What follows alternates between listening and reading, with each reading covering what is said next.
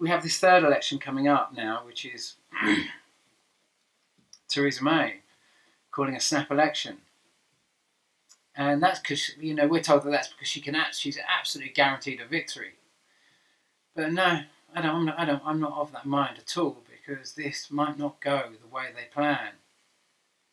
And if it doesn't go the way they plan, she would have signed Article 50, and she could have damaged our relationship with Europe. But if Marine Le Pen, or a candidate that's pro-Brexit, doesn't get in France, it could leave Britain very isolated. And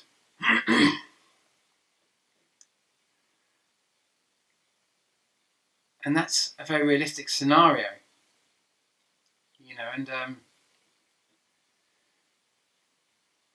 And you know, I just want you to look at this video here.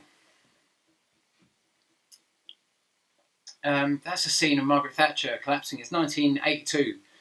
You know, it was about 3 or 4 months. I forget all the dates here. You know what I mean? But loosely, you can research it a little bit. But it was a good 3 or 4 months after the Falklands War, and you see her legs collapsing underneath her because she'd gone into the Great Hall of the people in what was Peking. It was Beijing now, and she'd gone in there brazenly. She'd missed vital negotiations the day before, and because she just wanted to meet Deng Xiaoping, and she hadn't really realised that Deng Xiaoping wasn't the head of China. He was head of the party that runs China, the political party that runs China, and it's different. You know, he was more like a spiritual leader or something like that than a, you know, he maybe not the correct terminology actually for Deng Xiaoping, the patriot at the time, but maybe far from it actually. But he was the,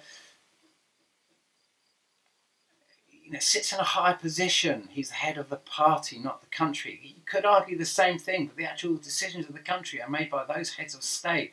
They're the people you have to negotiate with. And she when that was approached, she was just along the lines, we'll deal with that tomorrow when I speak to Deng Xiaoping. And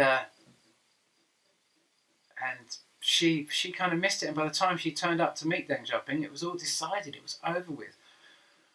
Hong Kong was going back to China, lock, stock and barrel. And of course, you know, in the original agreement, you know, the Chinese had basically stopped Britain fighting in, well, it was a 99-year lease, so it would have been 1898.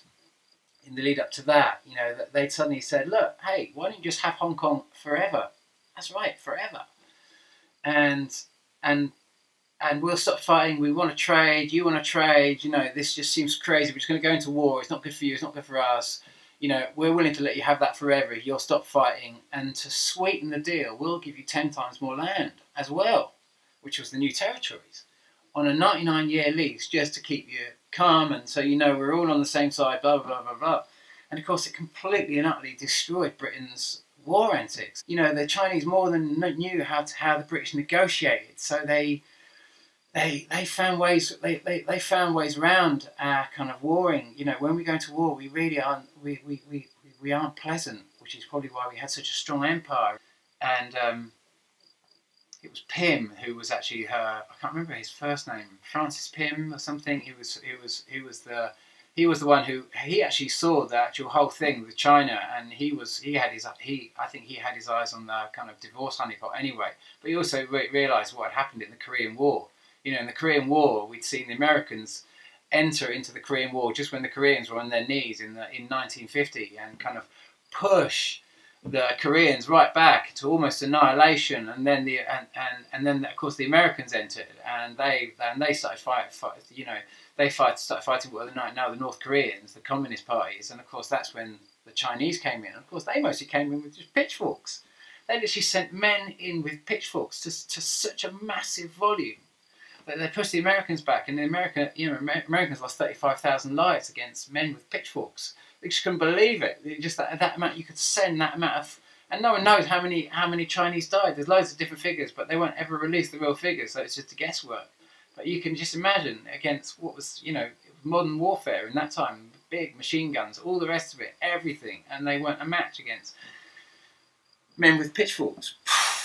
You know, so you can imagine that Francis Pym was kind of like, he was nervous about sort of like going to war with China, especially after the amount of ships they just lost in the Falklands War, and just for what some said was a herd of sheep. Obviously, we have the stories of what's happening in the Antarctica now, and sort of like that play a bigger part in that story, and there's lots of other stuff there that we're actually we are opening, like we've just discovered that the seventh continent might actually be new, that we all thought went under the oceans, that it never went under the oceans, it just floated down to the right southern point of our world, and it's been happily there running things from afar whilst we've just been completely unaware. And that's what it's sounding like, isn't it? It's sounding like we've just discovered it's new, it's still here, and it always has been here, and we just missed it. 强硬的铁娘子携福克兰群岛的威风而来，她没有想到会碰到更硬的钢铁公司。她意识到 You know, Margaret Thatcher, she hated the EU. She didn't want to be part of it, and you know, she was the original Brexiteer. And I think it's surprising how many people hadn't realised that they were very, very strong Thatcherites all along, with their kind of like Brexiteer kind of mentality.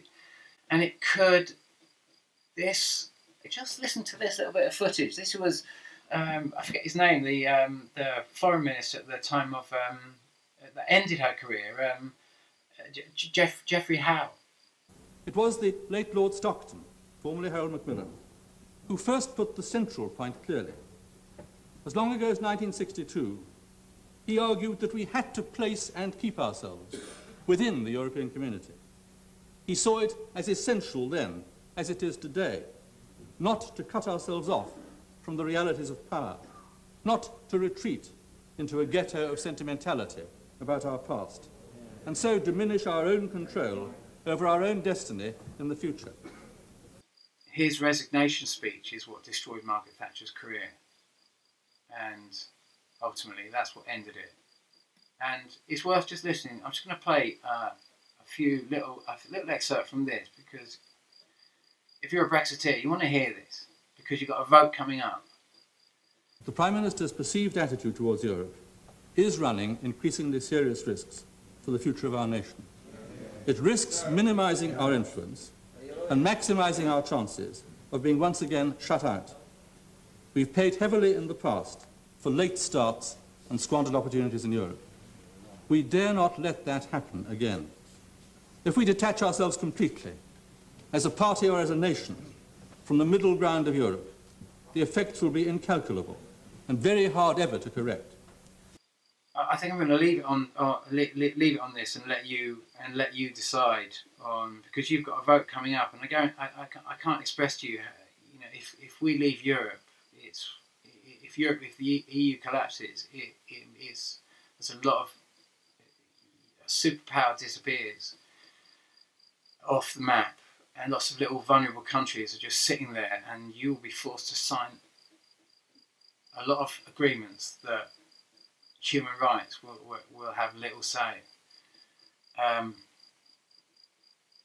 You really want to listen to this. This is from a Tory, one of the big thinking Tories of the time, supposedly, who put together the ERM.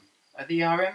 I think the European Exchange Rate Mechanism. So I guess that is the ERM. Do you remember that? I can remember that, but I didn't have a clue what it all meant back in the day. But it was the way in which, say, how the franc links up with the euro. It was a similar method that would have now enabled the pound, because the franc hasn't disappeared. The franc is still there. It's just levied up with and connected with the euro, and that would have been the same for the pound. And the European exchange rate mechanism was put together so Britain could enter the euro. And Margaret Thatcher scuttled that at the last moment and destroyed our chances of being part of that. And that's when this thing really started. And I think I personally believe that now is the time that we could really reverse all of that. We've got a snap election, because she hasn't done this election because she's really powerful at the moment. I believe she's put this election on because she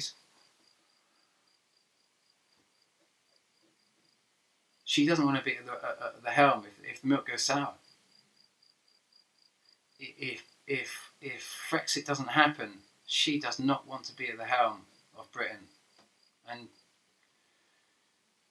and then we're going to have to renegotiate entry, but that will be very, very difficult because you're going to have a lot of angry people that want UK independence, and what will likely come out of that, it's very difficult to say, but what could actually come out of all of this in this big split argument is everything that people were shouting out in the initial instance: total UK independence.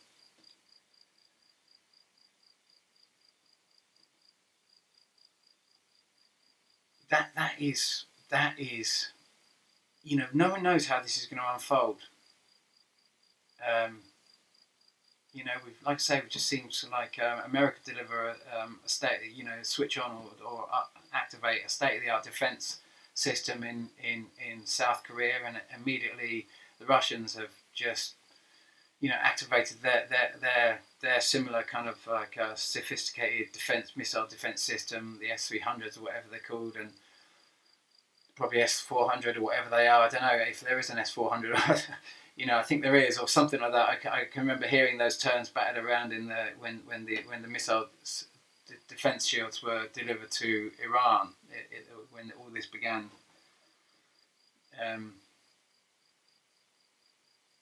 We're seeing the power that America and Britain are pushing up to claim the same economic hegemony that Margaret Thatcher talked about, that she always pushed for, that we won the war, that we deserve it, and everyone else should bow down. And we're seeing other superpowers coming forward. Yeah, it could collapse Europe, and Europe could fall away, and then we're forced into a massive great conflict,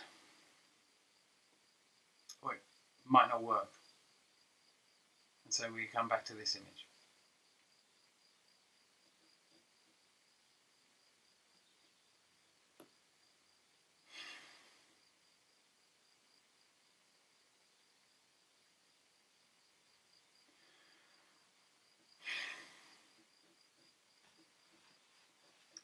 If you've got a vote coming up, vote carefully. That's all I can tell you. These are very big times, and they're very real times, and at some point or other, each and every one of you is going to completely wake up to the fact that you are completely alive right now, and this is really happening, and you've been sitting on the fence, especially if you're not a non-voter and you've not been engaging in your rights to vote. You've been missing out on a lot of opportunity, and now this snap election is coming up, and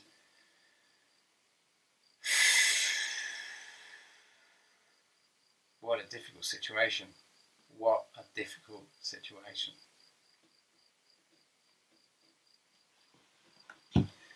Good luck. Take care.